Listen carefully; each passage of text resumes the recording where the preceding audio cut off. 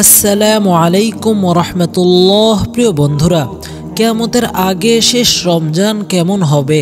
সেই রমজানে আকাশে একটি লম্বা উজ্জ্বল আলো দেখা যাবে। সেটি কিসের আলো হবে? কেন সেই রমজানে মানুষ অন্ধ এবং বধির হয়ে যাবে?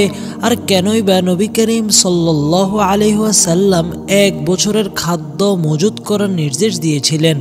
এই সমস্ত গুরুত্বপূর্ণ তথ্য আমরা আজকের ভিডিওতে আলোচনা করব। তাই ভিডিওটি শেষ পর্যন্ত দেখে আপনার মতামত কমেন্ট বক্সে লিখুন।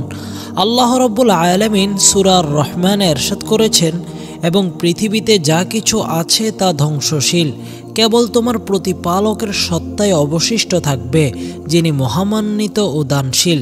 এই দুনিয়া ধ্বংসপ্রাপ্ত হবে আর কিয়ামত অবশ্যই প্রতিষ্ঠিত হবে, কিন্তু মানুষ দুনিয়ার প্রতি এতটাই আসক্ত যে সে এই কঠিন বাস্তবতাকে মেনে নিতে চায় না। মহান আল্লাহ তাআলা যেমনইভাবে এই সৃষ্টি জগৎকে সৃষ্টি করেছেন, ঠিক তেমনইভাবে একদিন তিনিও একে ধ্বংস করে দেবেন। প্রতিটি মানুষকে তার নিজ নিজ কর্মের প্রতিফল কিয়ামতের দিন গ্রহণ করতে হবে। যেমন আল্লাহ তাআলা কুরআনুল কারীমের সূরা আল মুমিনুনে ইরশাদ করেছেন, আর অবশ্যই কিয়ামত নিশ্চিত, এতে কোনো সন্দেহ নেই, কিন্তু অধিকাংশ মানুষ এতে ঈমান আনে না। কিয়ামত একটি আরবি শব্দ, যার আক্ষরিক অর্থ হলো দাঁড়ানো বা পুনরায় জীবিত হওয়া। প্রকৃতপক্ষে কিয়ামত হলো এই পৃথিবীর চূড়ান্ত ধ্বংসের নাম, যার সম্পর্কে সমস্ত নবীগণ তাদের উম্মতকে সতর্ক করে গেছেন। প্রিয় বন্ধুগণ, কিয়ামত কিভাবে সংগঠিত হবে এই বিষয়ে বিভিন্ন বিজ্ঞানী বিভিন্ন মত প্রকাশ করেছেন। কেউ বলেন সূর্যের শক্তি নিঃশেষ হয়ে গেলে পৃথিবী ধ্বংস হবে এবং কিয়ামত সংগঠিত হবে। কেউ বলেন ব্ল্যাক হোলের প্রভাবে পৃথিবীর জীবন শেষ হয়ে যাবে এবং কিয়ামত এসে যাবে। কিন্তু একটি বিষয় নিশ্চিত, যার শুরু আছে তার শেষও অনিবার্য। যেভাবে এই মহাবিশ্ব সৃষ্টি করা হয়েছে, সেভাবে একদিন এটি নিশ্চিহ্ন হয়ে যাবে। তবে একজন মুসলমান হিসাবে কিয়ামতের প্রতি ঈমান আনা এবং কিয়ামতের দিনের বিচারের উপর বিশ্বাস রাখা আমাদের জন্য অপরিহার্য। কিয়ামত কবে ঘটবে এবং কিভাবে ঘটবে এই সম্পর্কে একমাত্র আল্লাহ তাআলা ব্যতীত কেউ জানে না। তবে কিয়ামতের আগমনের আগে যে সমস্ত নিদর্শনগুলো প্রকাশ পাবে, সে সম্পর্কে আজ থেকে প্রায় 1450 বছর আগে নবী করিম সাল্লাল্লাহু আলাইহি ওয়াসাল্লাম তার উম্মতকে সম্পূর্ণভাবে সতর্ক করেছেন। কিয়ামতের নিদর্শন 3টি পর্যায়ে বিভক্ত। প্রথমটি হলো আলামতে বাঈদাহ, এগুলো সেই নিদর্শন যা কিয়ামতের অনেক আগে প্রকাশ পাবে। দ্বিতীয়টি হলো আলামতে সুগর, এটি ছোট নিদর্শন যা কিয়ামতের নিকটবর্তী সময় এলে প্রকাশ পাবে। তৃতীয়টি হলো আলামতে কুবর, এটি বড় নিদর্শন যা ঠিক কিয়ামতের সময় প্রকাশ পাবে। এই নিদর্শনগুলোর মাধ্যমে স্পষ্ট হয়ে যাবে যে কিয়ামত একেবারে দ্বার প্রান্তে। কিয়ামতের আগে আসা শেষ রমজানের নিদর্শন। হযরত আনাস রাদিয়াল্লাহু তাআলা আনহু বর্ণনা করেন, রাসূল সাল্লাল্লাহু আলাইহি ওয়াসাল্লাম ইরশাদ করেছেন, কিয়ামত সংগঠিত হবে না যতক্ষণ না যুগগুলো একে অপরের কাছাকাছি চলে আসে।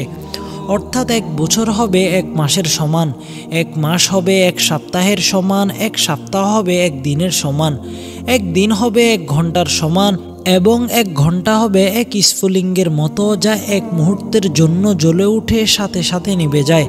হযরত নুআইম বিন হাম্মাদ রাদিয়াল্লাহু তাআলা আনহু বর্ণনা করেন, রাসূল সাল্লাল্লাহু আলাইহি ওয়াসাল্লাম ইরশাদ করেছেন, কিয়ামতের আগে এমন এক রমজান আসবে যেখানে মানুষ একটি প্রচণ্ড বিকট ভয়ঙ্কর শব্দ শুনবে। এই শব্দ এতটাই শক্তিশালী ও আতঙ্কজনক হবে যে কেবল মানুষ নয়, বরং অন্যান্য সমস্ত সৃষ্টি ভয়ে কেঁপে উঠবে। মানুষ এ শব্দের প্রকৃত কারণ জানার চেষ্টা করবে, কিন্তু কেউই বুঝতে পারবে না এই শব্দ কোথায় থেকে এলো এবং কী কারণে এটি ঘটল। যদি এমন এক রমজান আসে যেখানে এমন একটি অজানা শব্দ শোনা যায় যার উৎস খুঁজে পাওয়া সম্ভব হয় না, তবে সেই রমজানের পর 1 বছরের রিজিক নিজের ঘরে মজুত করে নাও, কারণ এর পর থেকে দুনিয়া থেকে রিজিক উঠিয়ে নেওয়া হবে। প্রিয় বন্ধুগণ, এই রমজানুল মুবারক মাসটি ইমাম মাহদির আগমনের পূর্বে সংগঠিত হবে। সেই রমজানের পরপরই হযরত ইমাম মাহদির প্রকাশ ঘটবে। সেই রমজানে সূর্যগ্রহণ হবে। আকাশে একটি উজ্জ্বল বস্তু দেখা যাবে, যা একটি স্তম্ভের মতো উজ্জ্বল হয়ে থাকবে। সেই রমজানে মুলকে শাম অর্থাৎ বর্তমান সিরিয়া অঞ্চলে সুফিয়ানের নেতৃত্বে মুসলমানদের গণহত্যা সংগঠিত হবে। কিয়ামতের ভয়াবহতা সম্পর্কে মহান আল্লাহ তাআলা কুরআনুল কারিমে বহুবার সতর্ক করেছেন। তিনি ইরশাদ করেন, কিয়ামতের ভয়াবহতা এমন হবে যে মায়ের বুকের শিশুও ভয় পাবে, গর্ভবতী নারীরা তাদের গর্ভপাত করবে, মানুষ মাতালের মতো হয়ে যাবে অথচ তারা আসলে মাতাল নয়, বরং আল্লাহর শাস্তি অত্যন্ত কঠিন। সূরা আল হজ আয়াত নম্বর 2। রাসূল সাল্লাল্লাহু আলাইহি ওয়াসাল্লাম আমাদেরকে কিয়ামতের দিন সম্পর্কে বহুবার সতর্ক করেছেন এবং সেই দিনের বিভীষিকাময় মুহূর্তের কথা বর্ণনা করেছেন। সেই দিন সূর্য একেবারেই মাথার উপর থাকবে, মানুষের ঘাম তাদের অবস্থান অনুযায়ী বয়ে যাবে, কেউ হাঁটু পর্যন্ত, কেউ কোমর পর্যন্ত, আবার কেউ সম্পূর্ণ ঘামে নিমজ্জিত থাকবে। সেই দিনে মানুষের জন্য একমাত্র নিরাপত্তার স্থান হবে আল্লাহর আরশের ছায়া। রাসূল সাল্লাল্লাহু আলাইহি ওয়াসাল্লাম বলেন, 7 শ্রেণীর মানুষ কিয়ামতের দিন আল্লাহর আরশের ছায়ায় আশ্রয় পাবে। সহিহ বুখারী 660। কিয়ামতের দিন সবাই তাদের কর্মফল দেখতে পাবে। মহান আল্লাহ তাআলা বলেন, যেই ব্যক্তি অনুপরিমাণ সৎকর্ম করেছে সে তা দেখতে পাবে, আর যে ব্যক্তি অনুপরিমাণ অসৎকর্ম করেছে সেও তা দেখতে পাবে। সূরা জিলজাল আয়াত 7 এবং 8। কিয়ামতের দিন সবচেয়ে কঠিন মুহূর্ত হবে হিসাবের মুহূর্ত। সেই দিন কারো জন্য কোনো সুপারিশ কাজে আসবে না, যদি না আল্লাহ তাআলা নিজেই তাকে ক্ষমা করেন। রাসূল সাল্লাল্লাহু আলাইহি ওয়াসাল্লাম বলেছেন, তোমরা কিয়ামতের জন্য প্রস্তুত হও, কেননা তা অনিবার্য। সেই দিন ন্যায় বিচার স্থাপন করা হবে, প্রতিটি আমল সমূহ মাপার জন্য মিজান স্থাপন করা হবে। কেউ যদি এক নেকিও করে থাকে তবে তা মিজানে রাখা হবে। মহান আল্লাহ তাআলা বলেন, আমি কিয়ামতের দিন ন্যায়ের পাল্লা স্থাপন করব, যাতে কারো প্রতি জুলুম না হয়, আর কেউ অনুপরিমাণও নেক বা বদামল করে থাকলে আমি তাও হিসাব করব। সূরা আল আম্বিয়া আয়াত নম্বর 47। সেদিন সঠিক পথের অনুসারীদের জন্য জান্নাতের সুসংবাদ থাকবে। জান্নাত এমন এক স্থান যা চিরন্তন সুখের আশ্রয়স্থল, যেখানে থাকবে দুধ, মধু ও বিশুদ্ধ পানির নহর, থাকবে চিরসবুজ উদ্যান, সুরম্য প্রাসাদ এবং হৃদয় প্রশান্তির বসবাস। মহান আল্লাহ তাআলা বলেন, যারা ঈমান এনেছে এবং নেক কাজ করেছে তাদের জন্য রয়েছে জান্নাত, যার নিচে দিয়ে নদী প্রবাহিত হয়, তারা সেখানে চিরস্থায়ী হবে। সূরা আল বাকারা আয়াত নম্বর 82।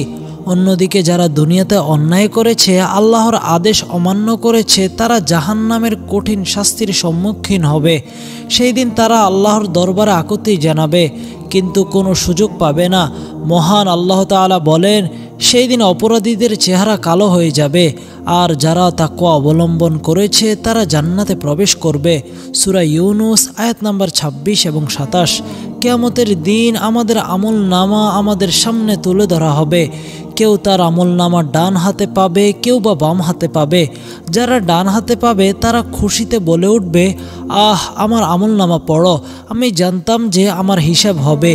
আর যারা বাম হাতে পাবে তারা বলবে, হায়, যদি আমার এই আমলনামা আমাকে না দেওয়া হতো, তাহলে আজকের এই কঠিন মুহূর্ত আমাকে দেখতে হতো না।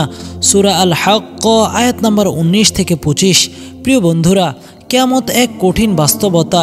সেই দিন আমাদের একমাত্র অবলম্বন হবে আমাদের নেক আমল, আমাদের দোয়া এবং আল্লাহর রহমত। তাই আসুন আমরা দুনিয়ার মোহ থেকে নিজেকে সরিয়ে আল্লাহর দিকে ফিরে যাই, বেশি বেশি তাওবা করি, সৎকর্ম করি এবং রাসূল সাল্লাল্লাহু আলাইহি ওয়াসাল্লামের দেখানো পথে চলার চেষ্টা করি। আল্লাহ আমাদের সকলকে সেই ভয়াবহ দিনের আযাব থেকে রক্ষা করুন এবং আমাদেরকে চিরপ্রশান্তি আনন্দময় জান্নাতের অধিকারী করুন। আমিন।